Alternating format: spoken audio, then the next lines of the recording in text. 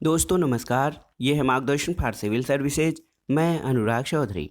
दोस्तों मार्गदर्शन एनसीईआरटी श्रृंखला के अंतर्गत आज की वीडियो में आप पढ़ेंगे 11वीं कक्षा के भूगोल भौतिक भूगोल के मूल सिद्धांत का अध्याय 14 महासागरीय जल संचलन। इस अध्याय में आप जानेंगे महासागरीय तरंगें क्या होती हैं, तरंगों की विशेषताएं क्या हैं, ज्वार भाटा क्या होता है और ज्वार भाटा के प्रमुख प्रकार कौन से हैं, महासागरीय धाराएं और उनकी विशेषताएं तथा महासागरीय धाराओं के प्रमुख प्रकार। तो आइए शुरू करते हैं आज का वीडियो। 11वीं कक्षा के भूगोल का अध्याय 14 महासागरीय जल संचलन। दोस्तों महासागरीय जल जो है वो स्थिर न होकर गतिमान है और इसकी भौतिक विशेषताएं जैसे तापमान, खारापन, घनत्व और बाह्य बल जैसे सूर्य, चंद्रमा और वायु अपने प्रभाव से महासागरीय जल को गति प्रदान करते हैं। तो आप जान गए कि महासागरीय जल जो गतिमान है उसकी गति का प्रमुख कारण क्या है। तो गति का प्रमुख कारण कुछ भौतिक विशेषताएं जैसे तापमान, खारापन और घनत्व और इसके अलावा बाह्य बल जैसे सूर्य, चंद्रमा और वायु द्वारा इनके प्रभाव से लगने वाले बल से महासागरीय जल गतिमान होता है। दोस्तों महासागरीय जल में क्षैतिज और ऊर्ध्वाधर दोनों प्रकार की गतियां होती हैं। महासागरीय धाराएं और लहरें क्षैतिज गति से संबंधित हैं। ज्वार भाटा जो है ये ऊर्ध्वाधर गति से संबंधित होता है। महासागरीय धाराएं एक निश्चित दिशा में बहुत बड़ी मात्रा में जल का लगातार बहाव हैं, जबकि तरंगे जो हैं जल की क्षैतिज गति होती हैं। धाराओं में जल जो है एक स्थान से दूसरे स्थान पर पहुंचता है, जबकि तरंगों में जल गति नहीं करता है, लेकिन तरंग के आगे बढ़ने का क्रम जारी रहता है। ऊर्ध्वाधर गति महासागरों और समुद्रों में जल के ऊपर उठने और नीचे गिरने से संबंधित है। सूर्य और चंद्रमा के आकर्षण के कारण महासागरीय जल एक दिन में 2 बार ऊपर उठते और नीचे गिरते हैं। अधः स्थल से ठंडे जल का उत्प्रवाह और अवप्रवाह महासागरीय जल के ऊर्ध्वाधर गति के कारण होते हैं। आइए सबसे पहले तरंगों के बारे में जानते हैं। दोस्तों तरंगे वास्तव में ऊर्जा हैं, जल नहीं, जो कि महासागरीय सतह के आर पार गति करते हैं। तो तरंगे वास्तव में ऊर्जा हैं। तरंगों में जल कण छोटे वृत्ताकार रूप में गति करते हैं और वायु जल को ऊर्जा प्रदान करती है, जिससे कि तरंगे उत्पन्न होती हैं। वायु के कारण तरंगे महासागर में गति करती हैं और ऊर्जा तटरेखा पर निर्मुक्त होती है। स्थल जल की गति महासागर के गहरे तल के स्थिर जल को कदाचित ही प्रभावित करती है। जैसे ही एक तरंग महासागरीय तट पर पहुंचती है, इसकी गति कम हो जाती है और ऐसा गत्यात्मक जल के मध्य आपस में घर्षण होने के कारण होता है। दोस्तों जब जल की गहराई तरंग के तरंग दैर्घ्य के आधे से कम होती है तब तरंग टूट जाते हैं। बड़ी तरंगे खुले महासागरों में पाई जाती हैं और तरंगे जैसे ही आगे की ओर बढ़ती हैं बड़ी होती जाती हैं और वायु से ऊर्जा को अवशोषित करती हैं। अधिकतर तरंगे वायु के जल के विपरीत दिशा में गति से उत्पन्न होती हैं। जब 2 नाट या उससे कम वाली समीर शांत जल पर बहती है तब छोटी छोटी उर्मिकाएं यानी रिपल्स बनती हैं और वायु की गति बढ़ने के साथ इनका आकार बढ़ता जाता है, जब तक इनके टूटने में सफ़ेद बुलबुले नहीं बन जाते हैं। दोस्तों तट के पास पहुंचने, टूटने और सफ़ेद बुलबुलों में सर्फ की भांति घुलने से पहले तरंगे हजारों किलोमीटर की यात्रा करती हैं। एक तरंग का आकार और आकृति उसकी उत्पत्ति को दर्शाता है। युवा तरंगे अपेक्षाकृत ढाल वाली होती हैं और संभवतः स्थानीय वायु के कारण बनी होती हैं। कम और नियमित गति वाले तरंगों की उत्पत्ति दूरस्थ स्थानों पर होती है, संभवतः दूसरे गोलार्ध में। दोस्तों तरंग के उच्चतम बिंदु का पता वायु की तीव्रता के साथ लगाया जाता है, यानी यह कितने समय तक प्रभावी रहती है और उस क्षेत्र के ऊपर कितने समय तक एक ही दिशा में प्रवाहमान है। यहाँ पर देखिए दाहिनी ओर प्रगामी तरंगे हैं और ये जो है उच्चस्थ भाग इसका शीर्ष पतन होता है और देखिए उभार जो होता है ये द्रोणिका उभार कहा जाता है। तो तरंगों की गति और जलीय अणु को आप इस चित्र के माध्यम से समझ सकते हैं। दोस्तों तरंगें गति करती हैं क्योंकि वायु जल को प्रवाहित करती है, जबकि गुरुत्वाकर्षण बल तरंगों के शिखरों को नीचे की ओर खींचता है। गिरता हुआ जल पहले वाले गर्त को ऊपर की ओर धकेलता है और एक नए स्थिति में गति करती है। तरंगों के नीचे जल की गति वृत्ताकार होती है और ये इंगित करता है कि आती हुई तरंग पर वस्तुओं का वहन आगे तथा ऊपर की ओर होता है और लौटती हुई तरंग पर नीचे तथा पीछे की ओर होता है। दोस्तों तरंगों की विशेषताएं क्या होती हैं? दोस्तों तरंग शिखर एवं गर्त होता है, तरंग में एक तरंग के उच्चतम निम्नतम बिंदुओं को क्रमशः शिखर और गर्त कहा जाता है। और तरंग की ऊंचाई, देखिए तरंग की ऊंचाई जो होती है यह एक तरंग के गर्त के अधः स्थल से शिखर के ऊपरी भाग तक की ऊर्ध्वाधर दूरी तरंग की ऊंचाई कही जाती है। तरंग आयाम क्या होता है, तो यह तरंग की ऊंचाई का आधा भाग होता है। तरंग काल यानी वेव पीरियड क्या है दोस्तों, तरंग काल एक निश्चित बिंदु से गुजरने वाले दो लगातार तरंग शिखरों या गर्तों के बीच का समय अंतराल है। तरंग दैर्घ्य, यह दो लगातार शिखरों और गर्तों के बीच की क्षैतिज दूरी है जिसको कि तरंग दैर्घ्य या तरंग की लंबाई कहा जाता है। वेव स्पीड यानी तरंग गति क्या है, तो दोस्तों जल के माध्यम से तरंग की गति करने की दर को तरंग गति कहा जाता है, इसे नॉट में मापा जाता है। और फ्रीक्वेंसी, तरंग की आवृत्ति क्या है, तो यह 1 सेकंड के समयांतराल में दिए गए बिंदु से गुजरने वाली तरंगों की संख्या होती है। आइए जानते हैं दोस्तों तरंगों पर आधारित ज्वार भाटा के बारे में। दोस्तों चंद्रमा और सूर्य के आकर्षण के कारण दिन में एक बार या दो बार समुद्र का तल नियतकालिक उठने या गिरने को ज्वार भाटा कहा जाता है। जलवायु संबंधी प्रभावों, वायु और वायुमंडलीय दाब परिवर्तन के कारण जल की गति की जो है महोर में कहा जाता है, जिसको इंग्लिश में सर्ज कहा जाता है।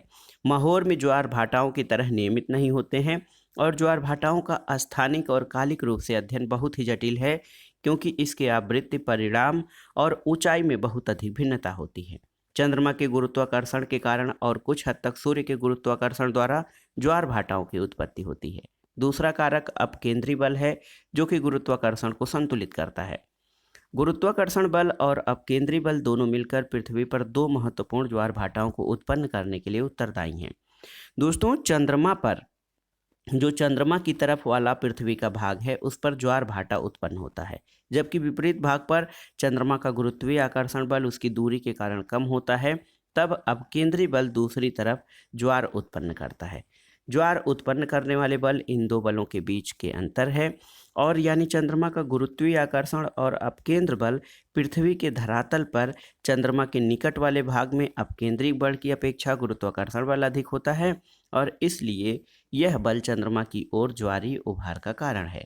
चंद्रमा का गुरुत्वाकर्षण पृथ्वी के दूसरी तरफ कम होता है, क्योंकि ये भाग चंद्रमा से अधिकतम दूरी पर होता है, और यहाँ अपकेंद्री बल प्रभावशाली होता है, इसलिए चंद्रमा से दूर दूसरा उभार पैदा करता है, और पृथ्वी के धरातल पर क्षैतिज ज्वार उत्पन्न करने वाले बल ऊर्ध्वाधर बलों से अधिक महत्वपूर्ण होते हैं, जिनसे कि ज्वारीय उभार पैदा होते हैं। यहाँ पर गुरुत्वाकर्षण बल और ज्वार भाटा के मध्य संबंध देखिए पहले चित्र में पृथ्वी है, इस पर चंद्रमा का जो गुरुत्वाकर्षण बल लगता है जिससे ज्वारीय उभार पैदा होता है, और यहाँ पर सूर्य है देख लीजिए। इसके अलावा अपकेंद्री बल के कारण, ये तो गुरुत्वाकर्षण बल का प्रभाव है, और अपकेंद्री बल के कारण क्या होता है, ज्वारीय उभार विपरीत दिशा में, चंद्रमा की विपरीत दिशा में उत्पन्न हो रहा है। और देखिए यहाँ पर पृथ्वी है और दो परिणामी ज्वारीय उभार किस तरह से दिखाए गए हैं, तो इस प्रकार से चंद्रमा और सूर्य की गतियों के कारण और अपकेंद्री बल के कारण जो है ज्वार भाटा उत्पन्न होते हैं। दोस्तों कनाडा में फंडी खाड़ी में ज्वार भाटा ये बहुत ही महत्वपूर्ण है, और दुनिया का सबसे ऊंचा ज्वार भाटा कनाडा के नोवा स्कोशिया में स्थित फंडी की खाड़ी में आता है। ज्वारीय उभार की ऊंचाई 15 से 16 मीटर के बीच होती है, क्योंकि यहाँ पर दो उच्च ज्वार और दो निम्न ज्वार प्रतिदिन आते हैं, लगभग 24 घंटे के समय में।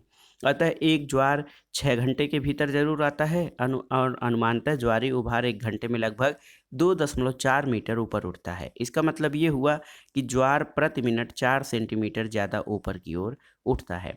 अगर आप समुद्री बीच पर टहलते हुए समुद्री भृंग के किनारे पहुँचे, जो प्रायः वहाँ होते हैं, आप ज्वार देखना न भूलें। अगर आप 1 घंटे वहाँ हैं तब आप पाएंगे वहाँ से आपने शुरू किया था, वहाँ पहुँचने के पहले ही पानी आपके सिर के ऊपर होगा। दोस्तों जहां महाद्वीपीय मग्न तट अपेक्षाकृत विस्तृत हैं, वहां ज्वारीय उभार अधिक ऊंचाई वाले होते हैं। जब ये ज्वारीय उभार मध्य महासागरीय द्वीपों से टकराते हैं तो इनकी ऊंचाई में अंतर आ जाता है, और तटों के पास ज्वारनद और खाड़ियों की आकृतियों भी ज्वार भाटाओं की तीव्रता को प्रभावित करती हैं।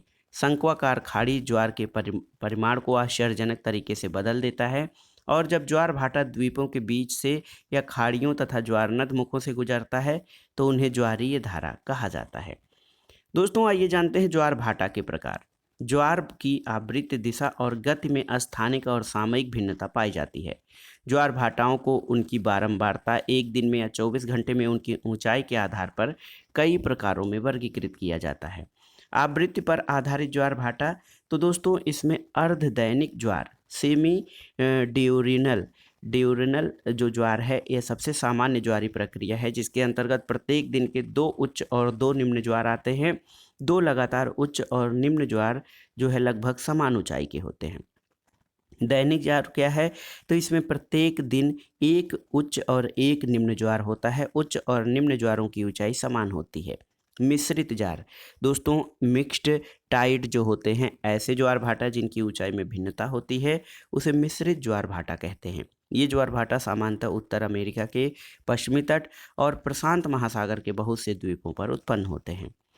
सूर्य, चंद्रमा की और पृथ्वी की स्थिति में आधारित ज्वार भाटा, दोस्तों उच्च ज्वार की ऊंचाई में भिन्नता पृथ्वी के सापेक्ष सूर्य और चंद्रमा की स्थिति पर निर्भर करती है। बृहद ज्वार और निम्न ज्वार इसी वर्ग में आते हैं। तो जानते हैं बृहद ज्वार क्या होता है। बृहद ज्वार को स्प्रिंग टाइड कहा जाता है। दोस्तों पृथ्वी के संदर्भ में सूर्य और चंद्रमा की स्थिति ज्वार की ऊंचाई को प्रत्यक्ष रूप से प्रभावित करती है। जब तीनों एक सीधी रेखा में होते हैं तब ज्वारीय उभार अधिकतम होता है। इनको बृहद ज्वार भाटा कहा जाता है और ऐसा महीने में 2 बार होता है, पूर्णिमा के समय और दूसरा अमावस्या के समय। निम्न ज्वार, तो निम्न ज्वार को नीप टाइड कहा जाता है। सामान्यतः बृहद ज्वार और निम्न ज्वार के बीच 7 दिन का अंतर होता है और इस समय चंद्रमा और सूर्य एक दूसरे के समकोण पर होते हैं और सूर्य और चंद्रमा के गुरुत्व बल एक दूसरे के विरुद्ध कार्य करते हैं।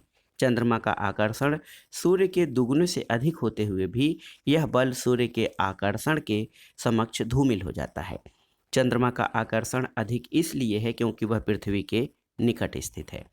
दोस्तों महीने में एक बार जब चंद्रमा पृथ्वी के सबसे नज़दीक होता है, जिसको उपभू कहा जाता है, तो असामान्य रूप से उच्च और निम्न ज्वार उत्पन्न होते हैं और इस दौरान ज्वारीय क्रम सामान्य से अधिक होता है। 2 सप्ताह के भीतर जब चंद्रमा पृथ्वी से अधिकतम दूरी यानी अपभू पर होता है, तब चंद्रमा का गुरुत्वाकर्षण बल सीमित होता है और ज्वार भाटा के क्रम उनकी औसत ऊंचाई से कम होते हैं। जब देखिए दोस्तों पृथ्वी सूर्य के निकटतम होती है, उपसौर की स्थिति में प्रत्येक साल 3 जनवरी के आसपास उच्च और निम्न ज्वारों के क्रम भी असामान्य रूप से अधिक न्यून होते हैं और जब पृथ्वी सूर्य से सबसे दूर होती है तो प्रत्येक वर्ष 4 जुलाई के आसपास ज्वार के क्रम औसत की अपेक्षा बहुत कम होते हैं। उच्च ज्वार और निम्न ज्वार के बीच का समय जब जल स्तर गिरता है उसको भाटा यानी एब कहा जाता है। उच्च ज्वार और निम्न ज्वार के बीच के समय जब ज्वार ऊपर उठता है तो उसे बहाव या बाढ़ कहा जाता है। दोस्तों ज्वार भाटा क्यों महत्वपूर्ण है, यानी इसका महत्व क्या है? तो चूंकि चंद्रमा, पृथ्वी और सूर्य की स्थिति ज्वार की उत्पत्ति का कारण है और इनकी स्थिति के सही ज्ञान के लिए ज्वारों का पूर्वानुमान लगाया जा सकता है। दोस्तों ज्वार जो है नौ संचालकों और मछुआरों को उनकी कार्य संबंधी योजनाओं में मदद करता है। नौ संचालन यानी नेविगेशन में ज्वारीय प्रवाह का अत्यधिक महत्व है। ज्वार की ऊंचाई बहुत अधिक महत्वपूर्ण है, खासकर नदियों के किनारे वाले पोताश्रय पर। ज्वार नदमुख के भीतर जहां प्रवेश द्वार पर छिछले रोधिका होते हैं जो कि नौकाओं और जहाज़ों को पोताश्रय में प्रवेश करने से रोकते हैं। ज्वार भाटा तलछटों के डिसिल्टेशन में भी मदद करती है और ज्वार नदमुख से दूषित जल को बाहर निकालने में भी। ज्वारों का इस्तेमाल विद्युत शक्ति जो कि कनाडा, फ्रांस, रूस और चीन में हो रहा है उसके लिए भी किया जाता है और एक 3 मेगावाट शक्ति का विद्युत संयंत्र पश्चिम बंगाल के सुंदरबन के दुर्गादुआनी में लगाया जा रहा है। अब आइए जानते हैं दोस्तों ओशियन करंट यानी महासागरीय धाराओं के बारे में। दोस्तों महासागरीय धाराओं महासागरों में नदी प्रवाह के समान है। ये निश्चित मार्ग और दिशा में जल के नियमित प्रवाह को दर्शाते हैं। महासागरीय धाराएं 2 प्रकार के बलों द्वारा प्रभावित होती हैं। एक तो प्राथमिक बल जो जल को गति प्रारंभ करता है और द्वितीयक बल जो धाराओं के प्रवाह को नियंत्रित करता है। प्राथमिक बल जो धाराओं को प्रभावित करते हैं वे सौर ऊर्जा से जल का गर्म होना, वायु गुरुत्वाकर्षण और कोरियोलिस बल। सौर ऊर्जा से गर्म जल फैलता है। यही कारण है कि विषुवत वृत्त के आसपास महासागरीय जल का स्तर मध्य अक्षांशों की अपेक्षा 8 सेंटीमीटर अधिक ऊंचा होता है। इसके कारण बहुत कम प्रवणता उत्पन्न होती है और जल का बहाव ढाल से नीचे की तरफ होता है। महासागर के सतह पर बहने वाली वायु जल को गतिमान करती है और इस क्रम में वायु और पानी की सतह के बीच उत्पन्न होने वाला घर्षण बल जल की गति को प्रभावित करता है। गुरुत्वाकर्षण के कारण जल नीचे बैठता है और यह एकत्रित जल दाब प्रवणता में भिन्नता लाता है। इसके अलावा जो कोरियालिस बल है उसके कारण उत्तरी गोलार्ध में जल की गति की दिशा के दाहिनी तरफ और दक्षिणी गोलार्ध में बाईं ओर प्रवाहित होती है और उनके चारों ओर बहाव को वलय यानी गियर्स कहा जाता है। इसके कारण सभी महासागरीय बेसिनों में बृहद वृत्ताकार धाराएं उत्पन्न होती हैं। दोस्तों, पानी के घनत्व में अंतर महासागरीय जल धाराओं के ऊर्ध्वाधर गति को प्रभावित करता है। अत्यधिक खारा जल निम्न खारे जल की अपेक्षा ज़्यादा सघन होता है और इसी प्रकार ठंडा जल गर्म जल की अपेक्षा अधिक सघन होता है। सघन जल नीचे बैठता है जबकि हल्के जल की प्रवृत्ति ऊपर उठने की होती है। ठंडे जल वाली महासागरीय धाराएं तब उत्पन्न होती हैं जब ध्रुवों के पास वाले जल नीचे बैठते हैं और धीरे धीरे विषुवत वृत्त की ओर से गति करते हैं। गर्म जल धाराएं विषुवत वृत्त के सतह के साथ जो हैं ये होते हुए ध्रुवों की ओर जाती हैं और ठंडे जल का स्थान लेती हैं। दोस्तों, महासागरीय धाराओं की विशेषताएं क्या हैं? तो धाराओं की पहचान उनके प्रवाह से होती है। सामान्य रूप से धाराएं सतह के निकट सर्वाधिक शक्तिशाली होती हैं और यहाँ इनकी गति 5 नाट से अधिक होती है। गहराई में धाराओं की गति धीमी हो जाती है जो 0.5 नाट से भी कम होती है। हम किसी धारा की गति को उसके वाह यानी ड्रिफ्ट के रूप में जानते हैं। वाह को नाट में मापा जाता है और धारा की शक्ति का संबंध उसकी गति से होता है। यहाँ पर देखिए दोस्तों, महासागरों में प्रमुख धाराएं आपको दिखाई गई हैं। जो महत्वपूर्ण धाराएं हैं यहाँ पर देखिए, उत्तरी अटलांटिक अपवाह है, गल्फ स्ट्रीम धारा है, उत्तरी विषुवतीय धारा है, ये कैलिफोर्निया धारा है, दक्षिणी विषुवतीय प्रतिधाराएं हैं। इसके अलावा देखिए ये ब्राज़ील की धारा है, दक्षिण विषुवतीय धारा है, अगुलहास धारा। दोस्तों, अगुलहास धारा बहुत ही महत्वपूर्ण है। देखिए यहाँ पे चल रही है। बेंगुला धारा इस तरह से चल रही है और विषुवतीय जो है उत्तर विषुवतीय धारा देखिए ऐसे चल रही है और क्यूरेसियो धारा देखिए आयोसियो धारा, ये धाराएं हैं, प्रमुख धाराएं हैं और इनको आप सबसे पहले इनका नाम याद रखिए और उसके बाद आपको जानना होगा कि ये कौन सी गर्म धाराएं हैं या शीत धाराएं हैं। दोस्तों, महासागरीय धाराओं के प्रकार। महासागरीय धाराओं को उनकी गहराई के आधार पर ऊपरी या सतही जलधारा और गहरी जलधारा यानी डीप वाटर करंट में वर्गीकृत किया जा सकता है। ऊपरी जलधारा क्या है? तो महासागरीय जल का 10% भाग सतही या ऊपरी जलधारा है। ये धाराएं महासागरों में 400 मीटर की गहराई तक उपस्थित होती हैं। गहरी जलधारा महासागरीय जलधारा का 90% भाग गहरी जलधारा के रूप में है। ये जलधाराएं महासागरों में घनत्व और गुरुत्व की भिन्नता के कारण बहती हैं और उच्च अक्षांशीय क्षेत्रों में जहां तापमान कम होने के कारण घनत्व अधिक होता है वहां गहरी जलधाराएं बनती हैं, क्योंकि यहाँ अधिक घनत्व के कारण पानी नीचे की तरफ बैठता है। महासागरीय धाराओं को तापमान के आधार पर गर्म और ठंडी जलधाराओं में वर्गीकृत किया जाता है। एक तो ठंडी जलधाराएं हैं। देखिए, ठंडी जलधाराएं ठंडा जल गर्म क्षेत्रों में लाती हैं और ये महाद्वीपों के पश्चिमी तट पर बहती हैं। ऐसा दोनों गोलार्धों में निम्न और मध्य अक्षांशीय क्षेत्रों में होता है। उत्तरी गोलार्ध के उच्च अक्षांशीय क्षेत्रों में ये जलधाराएं महाद्वीपों के पूर्वी तट पर बहती हैं और गर्म या उष्ण धाराएं ये गर्म जल को ठंडे क्षेत्रों में पहुंचाती हैं। यानी जो गर्म जलधाराएं विषुवत रेखा से अक्षांशों की तरफ, उच्च अक्षांशों की तरह या तो उत्तरी ध्रुव की तरफ या निम्न दक्षिणी ध्रुव की तरफ बहते हैं और उत्तरी ध्रुव से बहने वाली जो धाराएं हैं वो ठंडी जलधाराएं हैं जो विषुवत रेखा की तरफ बहती हैं। दोस्तों, ये प्रायः दोनों महाद्वीपों के पूर्वी तटों पर बहती हैं और दोनों गोलार्धों के निम्न और मध्य अक्षांशीय क्षेत्रों में। उत्तरी गोलार्ध में ये जलधाराएं उच्च अक्षांशीय क्षेत्रों से महाद्वीपों के पश्चिमी तट पर बहती हैं। प्रमुख महासागरीय धाराएं कौन सी हैं उनके बारे में जानना जरूरी है। दोस्तों, प्रमुख महासागरीय धाराएं प्रचलित पवनों और कोरियालिस प्रभाव से अत्यधिक प्रभावित होती हैं। महासागरीय जलधाराओं का प्रवाह वायुमंडलीय प्रवाह से मिलता जुलता है और मध्य अक्षांशीय क्षेत्रों में महासागरों पर वायु प्रतिचक्रवात के रूप में बहती है। दक्षिणी गोलार्ध में यह प्रवाह उत्तरी गोलार्ध की अपेक्षा अधिक स्पष्ट होता है और महासागरीय धाराएं भी लगभग इसी के अनुरूप प्रवाहित होती हैं। उच्च अक्षांशीय क्षेत्रों में वायु प्रवाह मुख्यतः चक्रवात के रूप में होता है और महासागरीय धाराएं भी इसी का अनुकरण करती हैं।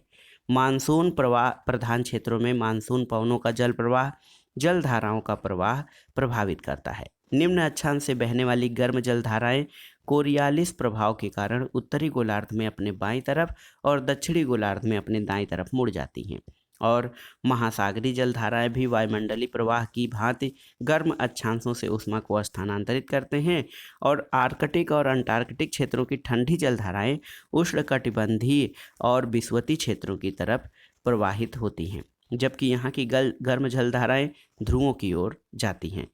दोस्तों, विभिन्न जलधाराओं को आपने मानचित्र में देखा ही। आपको अलग से प्रशांत महासागर में बहने वाली, अटलांटिक और हिंद महासागर में बहने वाली प्रमुख धाराओं की सूची बनाना है और फिर उनको गर्म और ठंडी जलधाराओं में विभाजित करना है।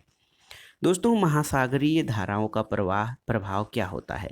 महासागरीय धाराएं मानवीय क्रियाओं को प्रत्यक्ष और अप्रत्यक्ष रूप से प्रभावित करती हैं। उष्ण और उपोष्ण कटिबंधीय क्षेत्रों में महाद्वीपों के पश्चिमी तटों पर ठंडी जलधाराएं बहती हैं। यहाँ ये विषुवत रेखीय क्षेत्रों को छोड़कर उनके औसत तापमान अपेक्षाकृत कम होते हैं। दोस्तों देखिए, उष्ण और उपोष्ण कटिबंधीय क्षेत्रों में महाद्वीपों के पश्चिमी तटों पर जो ठंडी जलधाराएं बहती हैं उनका औसत तापमान अपेक्षाकृत कम होता है। साथ ही दैनिक तापांतर और वार्षिक तापांतर भी कम होता है। इसके कारण यहाँ कोहरा छा जाता है, लेकिन ये क्षेत्र प्रायः शुष्क होते हैं। मध्य और उच्च अक्षांशों में महाद्वीपों के पश्चिमी तटों पर गर्म जलधाराएं बहती हैं, जिसके कारण वहाँ एक अलग जलवायु पाई जाती है और इन क्षेत्रों में ग्रीष्मकाल अपेक्षाकृत कम गर्म और शीत ऋतु अपेक्षाकृत मृदु होती है और यहाँ वार्षिक तापांतर भी कम होता है। दोस्तों, उष्ण और उपोष्ण कटिबंधीय क्षेत्रों में गर्म जलधाराएं महाद्वीपों के पूर्वी तटों के समांतर बहती हैं। इसी कारण यहाँ जलवायु गर्म और आर्द्र यानी वर्षा कारक के रूप में होती है। ये क्षेत्र उपोष्ण कटिबंध के प्रतिचक्रवाती क्षेत्रों के पश्चिमी किनारों पर स्थित होते हैं, जहाँ गर्म और ठंडी जलधाराएं मिलती हैं। यहाँ ऑक्सीजन की आपूर्ति प्लैंकटन बढ़ोतरी में सहायक होती है, जो मछलियों का प्रमुख भोजन है और संसार के प्रमुख मत्स्य क्षेत्र इन्हीं क्षेत्रों में, जहाँ गर्म और ठंडी जलधाराएं मिलती हैं, वहाँ पर पाए जाते हैं। तो दोस्तों, ये था आज का वीडियो 11वीं कक्षा के भूगोल का अध्याय 14 महासागरीय जल संचलन।